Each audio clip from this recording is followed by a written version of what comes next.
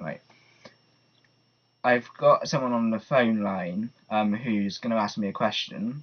Fire away, Sambo. Okay, I just wanted to know your opinions on Windows 7. Windows 7 is definitely a vast upgrade to Windows Vista after the problems with Windows Vista. You're probably best not to get me started on Windows Vista. It is probably the worst operating system that's been released in forever. Windows 7, I've upgraded that on my main computer from Windows XP, but I didn't touch Vista at all because it was bad. I think Windows 7 has made a vast improvement to Windows, and I have found it to be slightly faster at some tasks on my computer.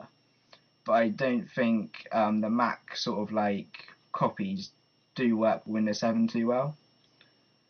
Do you think do you think that Windows 7 is just basically Windows Vista that actually works? Within reason, yeah, I think it's just basically Windows Vista, but I would recommend if you have Windows Vista, it's definitely worth upgrading to stop yourself from going through the pain of having crashes and etc. with Windows Vista.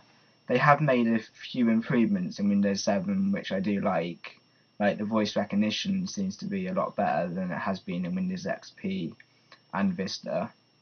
But yeah, it is pretty much just Vista upgraded without any problems. I've But been using it for a few months now, and I really like it compared to XP. It just seems to work. I haven't had any problems. yeah, did you test it with the beta, or No, I didn't know. have you found any applications which you can't particularly run on Windows 7?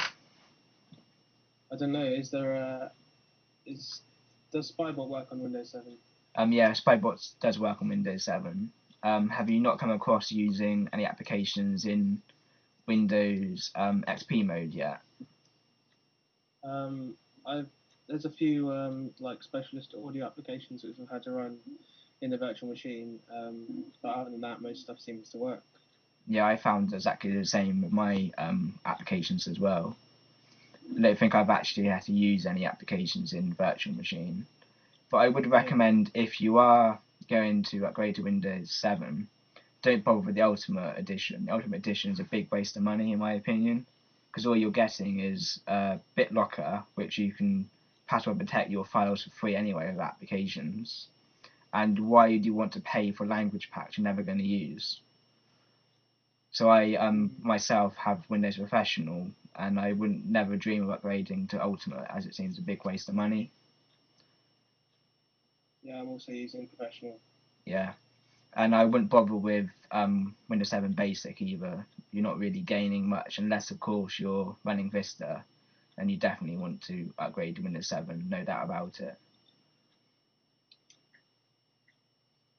Did you have you have you Did you do a complete install or an upgrade? I had to do a complete install of Windows 7 due to the fact that I was running Windows XP. So I Some was people say that even just doing an upgrade from Windows Vista doesn't work as well as the full installation. yeah, I would always recommend Windows 7 to do a full installation and don't try and do an upgrade because it has changed a lot, and you probably will find even with Vista that you will encounter problems. So you should definitely do a clean install of the operating system when upgrading to Windows 7.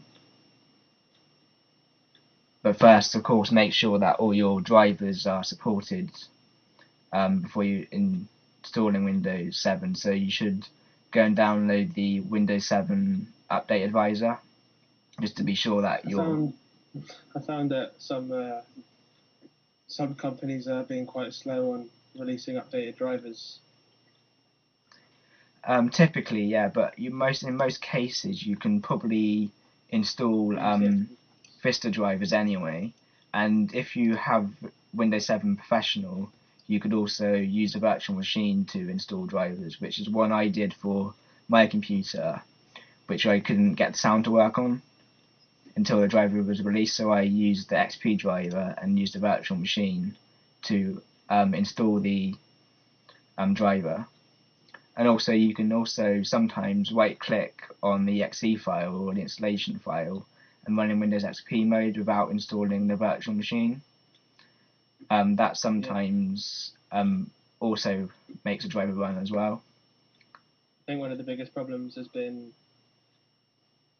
what I've heard of has been people installing sound drivers. That's one problem I've heard happen quite often. Yeah, that is a problem, even though now I think Microsoft have actually released a driver that will run most sound cards through Windows Update. So I think that problem has now been fixed, and that's sort of like a route that Ubuntu and Mac have been doing for a long time. Well, not particularly Mac because they have the hardware, but Ubuntu have been shipping all the drivers that most people commonly use on the operating system. I think finally Microsoft is starting to do that, so that's a big alternative to definitely upgrading to Windows 7. That you'll know if you get a new computer without an older computer, it should actually pick up the drivers as well.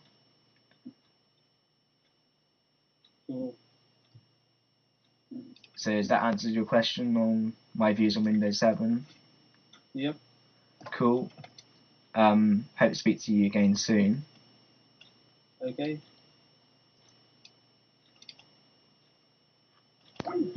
You can find us typically talking tech at our chat room. You can communicate with us via this live video stream, probably typically above my head when we are recording live videos.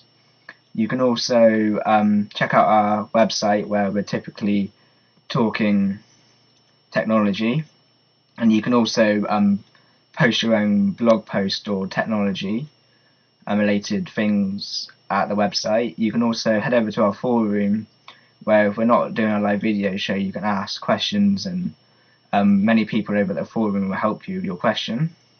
Until next time, I hope you enjoyed the video.